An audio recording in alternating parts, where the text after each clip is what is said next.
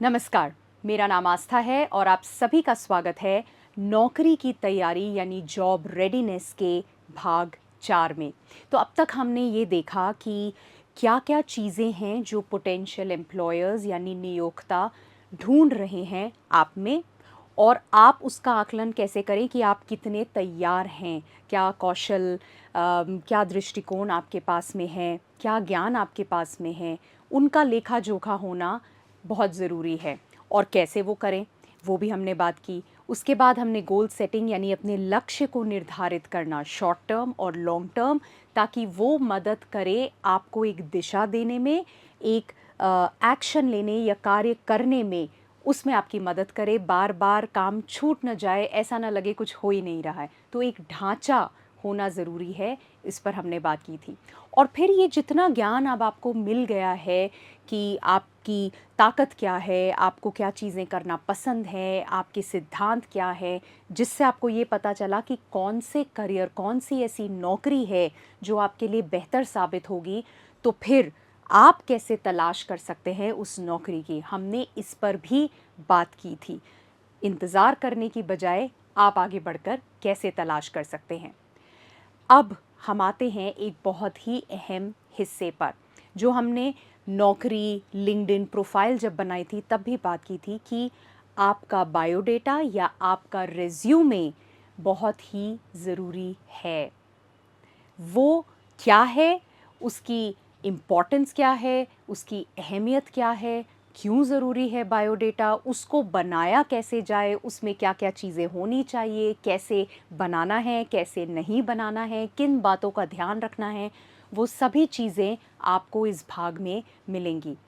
तो ध्यान रखिए और नोट कीजिए क्या-क्या चीज़ें ज़रूरी हैं। कुछ चीज़ें आपको पहले से पता होंगी, कुछ नहीं पता होंगी, पर यहाँ आपको सारी जो भी ज़रूरत है आपको जिन चीज़ों की, वो यहाँ पर उपलब्ध होगी। तो शुरुआत करते हैं, रिज्यूमे या बायोडेटा जो है वो है क्या? उसकी ज़रूरत क्यों है? तो अगर हम देखें, जो आपके पोटेंशियल एम्प्लॉयर्स हैं या जो नियोक्ता हैं या जो नौकरी के लिए कैंडिडेट्स की, लोगों की तलाश कर रहे हैं, वो ये जानना चाहेंगे कि आप हो कौन, आपके पास क्या कौशल है, आपकी ताकत क्या है, आपका अनुभव क्या है ना? ये सारी चीज़ें वो जानने का ज़रिया क्या है उनके पास पे? वो ज़रिया है आपका रिज्यूमे या आपका बायोडेटा। तो आपके जो स्किल्स हैं, आपका जो एक्सपीरियंस है, क्वालिफ़िकेशंस है, अकम्प्लिशमेंट्स है, ये सारी चीज़ें यानी कि आपका कौशल, आपका अनुभव, आपकी योग्यता और आपकी उपलब्धियाँ, इन सभी को संभावित नियोक्ताओं तक पहुँचाने के लिए जो डॉक्यूमेंट तैयार किया जाता है, वो रिज्यूमे कहलाता है।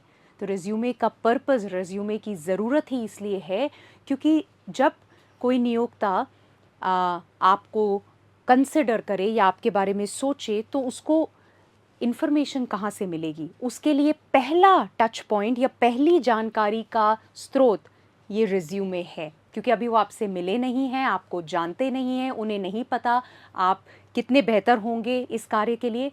रिज्यूमे या बायोडेटा आपका पहला पॉइंट है जिससे वो आपके बारे में जानते हैं। तो सारी की सारी जो ज़रूरत की जानकारी है, वो इस बायोडेटा के अंदर, इस रिज्यूमे में आप उन्हें उपलब्ध कराते हैं।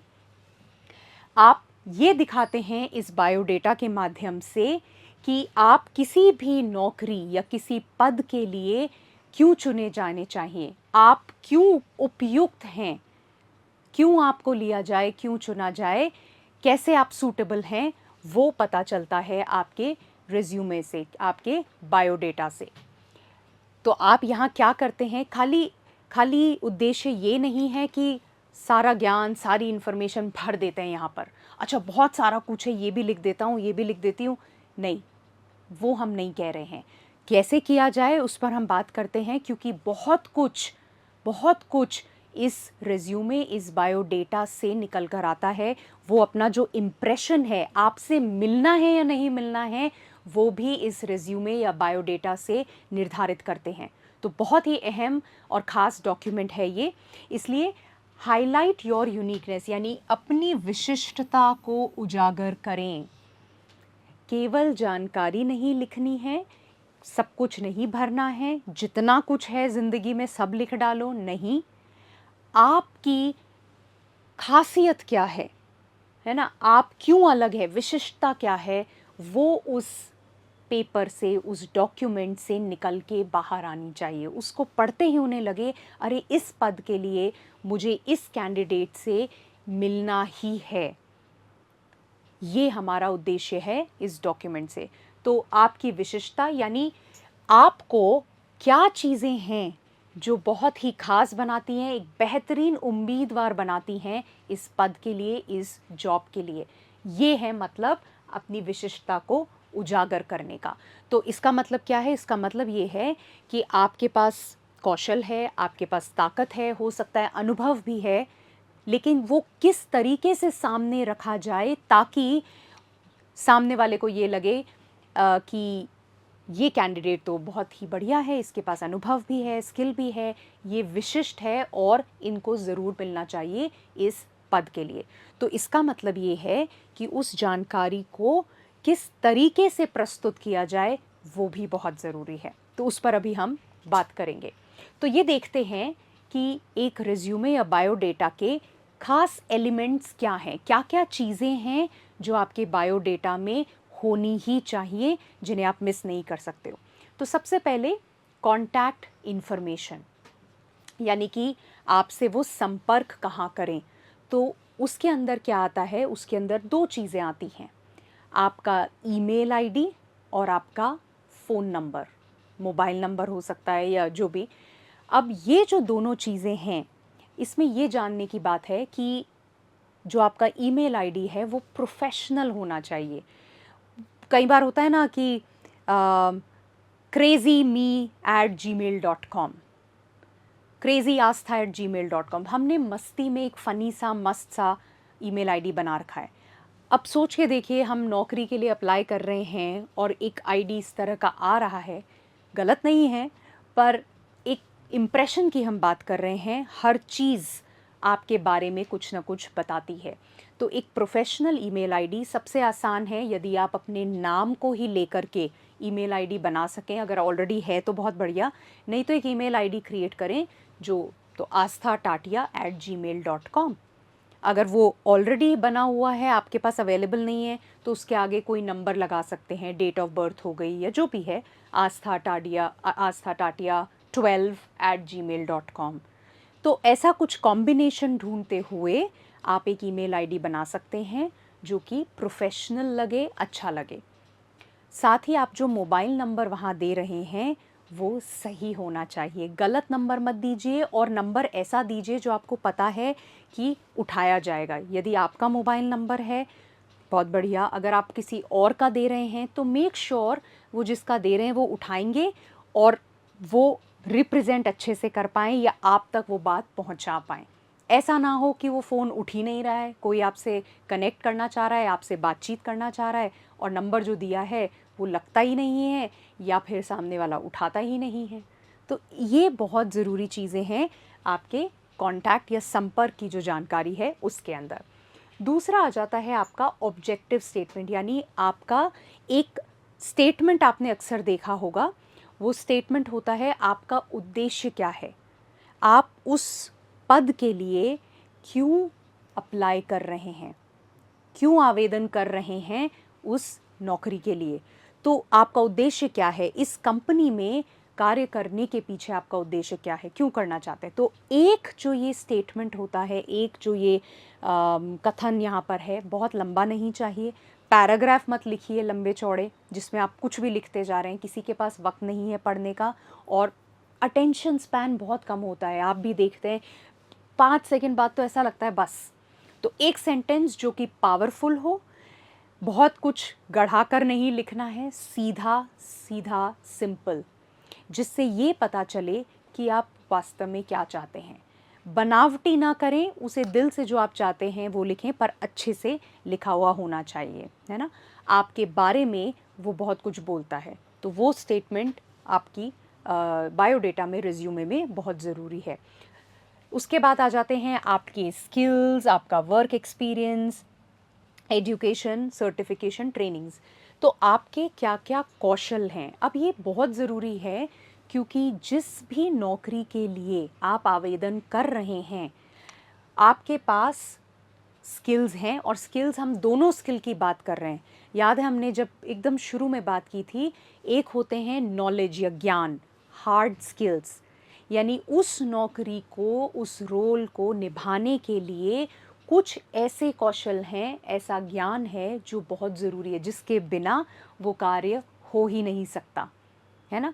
तो वो वाले स्किल्स भी आने चाहिए कि आपको कौन से ऐसे स्किल्स हैं, कौन सा ऐसा कौशल है जिसमें आपको अनुभव है कार्य करने का, किसी भी तरीके से, पर्सनल लाइफ में भी हो सकता है, लेकिन वो क्या अनुभव है, ताकि रेलेवेंट हो कि हाँ इस पद के लिए इनके पास ये कौशल है। और साथ ही में जो दूसरे सॉफ्ट स्किल्स होते हैं, यानी जो हमने कहा था आप मेल जोल कैसे बढ़ाते हैं, बातचीत कैसे करते हैं, लीडरशिप है क्या, है ना, प्रॉब्लम सॉल्विंग है क्या, कम्युनिकेशन अच्छा है, संचार अच्छा है, तो वो कौन से स्किल्स हैं वो भी यहाँ आएंगे। जितने स्किल्स, जितने कौशल उस रोल या उस नौकरी के लिए रेलेवेंट हैं, मायने रखते हैं वहाँ फ़ायदेमंद होंगे, वहाँ यूज़फुल होंगे, उन सभी को यहाँ लिखिए। लेकिन ये भी ध्यान रखिए कि अगर ऐसे भी हैं, मुझे सिलाई आती है, बुनाई आती है, या मैं गाता बहुत अच्छा हूँ, लेकिन उस कार्य के लिए उसका कोई लेना देना नहीं है, तो यहाँ लिखने का उसको कोई मतलब नहीं है। उसको यहाँ लिखने का कोई मतलब नहीं है। एक लिस्ट बनाना यहाँ उद्देश्य नहीं है हमारा कि कितने स्किल्स यहाँ दे सकूँ, उतना ही अच्छा लगेगा, नहीं। जो रेलेवेंट है, जो नियोक्ता पढ़ते ही कहे कि हाँ ये तो हमें चाहिए, ये बहुत ज़रूरी है ना, वो ज़रूरी है। और साथ ही आप चाहें तो अपनी वैल्यूज़ भी यहाँ लिख सकते हैं, आपके जो सिद्धांत हैं। तो अगर आप ऑनेस्ट हैं, फिर से एक बार बार बार बोलूँगी, झूठ नहीं बोलना है हमें, हमें केवल दिखाने के लिए ये अच्छा लगेगा लिख दें मत करना।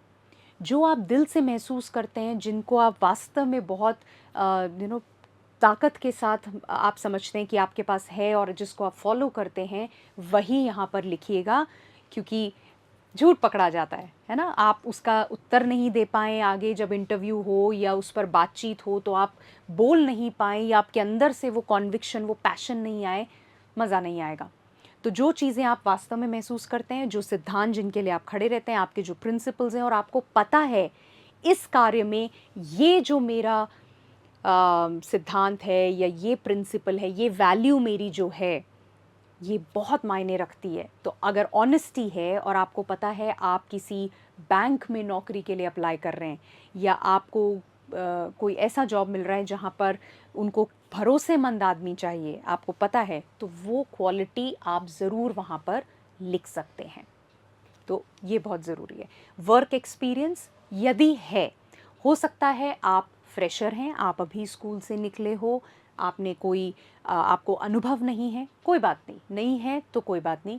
यदि कोई अनुभव है और वो रेलेवेंट है, तो जिस रोल के लिए, जिस नौकरी के लिए आप आवेदन कर रहे हैं, उससे रेलेवेंट है, उससे मिलता जुलता है किसी फॉर्म में, तो वो वर्क एक्सपीरियंस भी वहाँ पर लिखिए।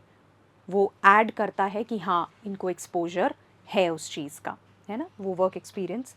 आपकी एजुकेशन, आपकी शिक्षा ज़रूर लिखिए। अगर आपकी परसेंटेज या आपकी आजकल कई जगह रेटिंग सीजीपीए होती है, जो भी है, यदि वो अच्छी है तो वो लिखिए यहाँ पर, नहीं है तो उसको रहने दीजिए। पर उस शिक्षा से रिलेटेड कोई प्रोजेक्ट्स आपने किए हैं, कोई और आपके अवार्ड्स हैं, कोई कोर्सेज़ हैं जो आपने उसी से संबंधित लेकिन किए हैं अलग से, वो भी यहाँ पर लिखिए। बहुत काम आता है वो चीज़, उससे बहुत कुछ पता चलता है। और अगेन ये देखिए कि वो उसको कैसे आप जोड़ सकते हैं जिस पद के लिए या जिस नौकरी के लिए आप आवेदन कर रहे हैं। और फिर आपके सर्टिफिकेशंस और आपकी ट्रेनिंग्स, तो आपने किसी भी तरह की कोई ट्रेनिंग की है, आपने अपने पर्सनल लेवल पर कोई ट्रेनिंग की है, या आपके कॉलेज के स्कूल के दौरान आपने कोई ट्रेनिंग की है, तो वो ट्रेनिंग के बारे में आप लिख सकते हैं। आपके सर्टिफिकेट यानी कि प्रमाण पत्र जो हैं, किसी भी तरह के प्रमाण पत्र हैं, और ख़ास तौर पर वो जो रिलेट करते हैं, जो ज़रूरी हैं, उनको ज़रूर से यहाँ पर लिखिए कि ये अवार्ड मुझे मिला, या इसमें मैंने पार्टिसिपेट किया, भाग लिया, उसका सर्टिफिकेट मुझे मिला, है ना। वो चीज़ें यहाँ पर बहुत मायने रखती हैं। अब इनके अलावा कुछ अन्य जानकारी भी आप यहाँ पर दे सकते हैं, इनमें से जो जो आप पे लागू होती है। तो वॉलंटियर एक्सपीरियंस, अब बहुत सारी जो नियोक्ता हैं, बहुत सारी कंपनियां हैं, वो इस बात को बहुत वैल्यू देती हैं, क्योंकि इस वॉलंटियर एक्सपीरियंस से भी, इस अनुभव से भी आपके बारे में बहुत कुछ जानने को मिलता है।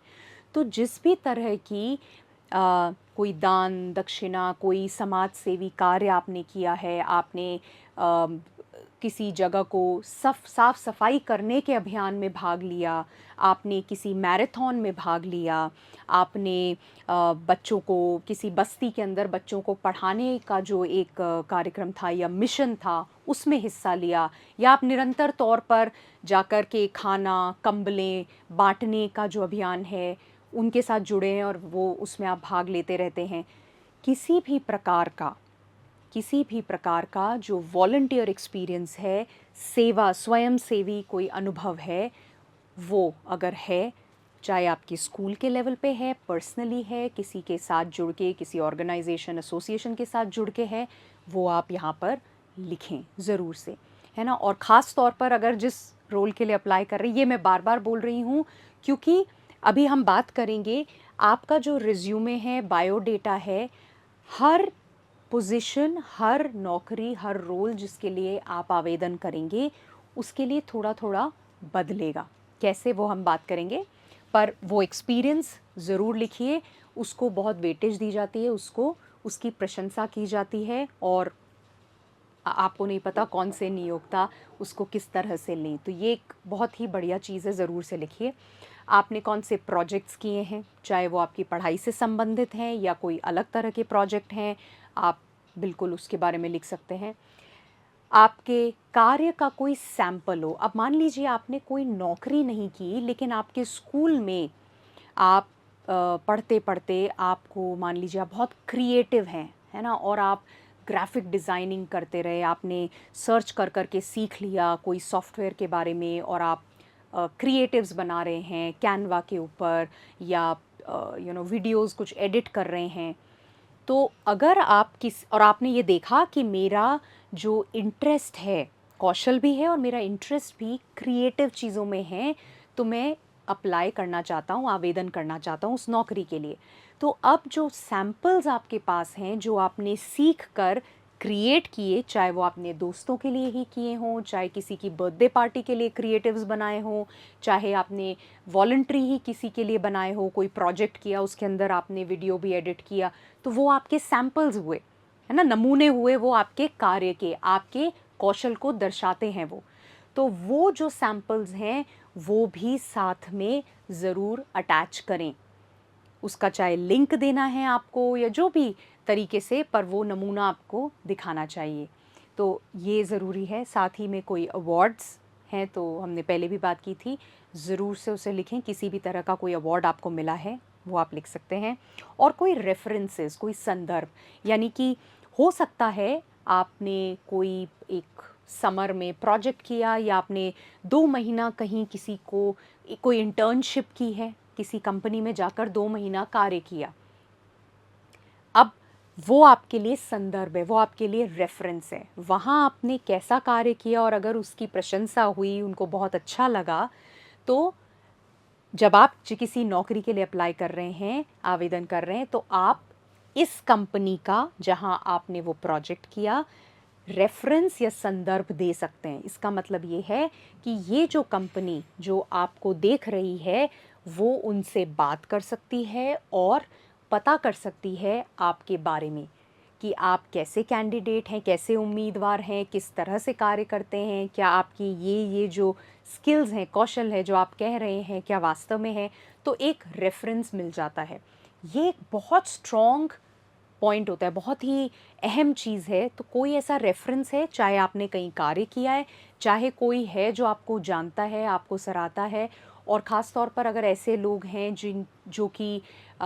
जिनकी बात मायने रखती है, कोई आपके टीचर, प्रोफ़ेसर हैं, प्रिंसिपल हैं आपके स्कूल के, है ना? कोई समाज सेवी हैं, तो कोई भी ऐसे लोग हैं जिनकी बात में दम है, जिसको माना जाता है, वो और सोने पे सुहागा है, पर ये रेफ़रेंस आप ला सकते हैं। ये भी आप अपने बायोडेटा या रिज़्यूमे में ऐड कर सकते हैं। तो ये सारी चीज़ें, यानी आपके संपर्क की जानकारी, आपका उद्देश्य वाला स्टेटमेंट जो है, एक बयान, आपका कौशल, आपका कोई भी कार्य का अनुभव अगर है तो आपकी शिक्षा, आपका प्रमाण पत्र और प्रशिक्षण, कोई ट्रेनिंग्स अगर आपने की है, और ये अतिरिक्त जानकारी जो लागू होती है, वो आप अपने बायोडेटा या अपने रिज्यूमे में डाल सकते हैं।